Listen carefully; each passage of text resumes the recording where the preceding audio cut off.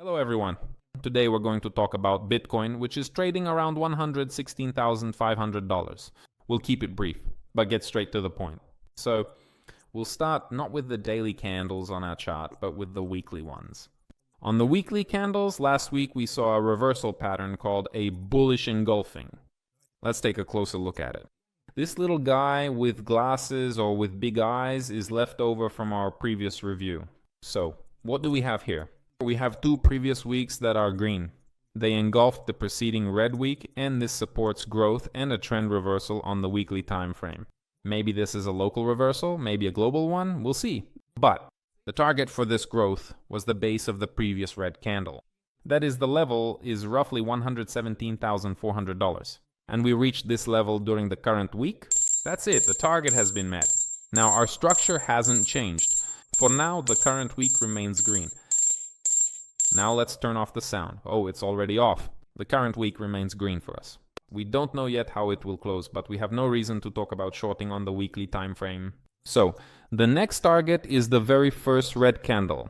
That's roughly at the $119,400 level.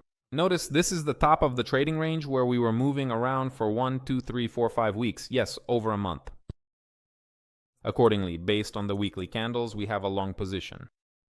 But keep in mind, just in case, that we've already gone to the 50-week moving average, and if we go there again, most likely we'll go even lower. At least to the middle between the 100-week and 50-week averages, which is currently around $87,000. So be careful.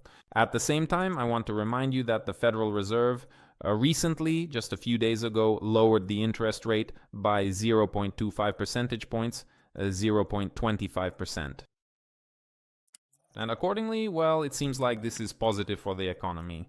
The S&P 500 index has climbed to new all-time highs, and the Nasdaq is also at new all-time highs. But at these all-time highs, it's either truly well-informed people or absolute madmen who are buying.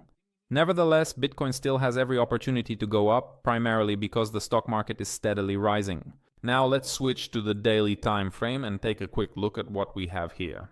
In the previous video, I said the following. I talked about the candle from August 22nd, this big green one, which turned out to be a fake out, and the market continued to move down. But this is still a key level, because there was a strong rally here. The decline started from here. If we break through this level, there's a high probability that we'll move to the next one. The next one is 119,840, according to the daily candles. Notice that yesterday's candle closed above 116,935. The level that was formed on August 22nd. And this suggests that today's current decline could very well be a stop-loss hunt, a liquidation sweep of everyone who rushed to go long, assuming that the market, in theory, should be moving up.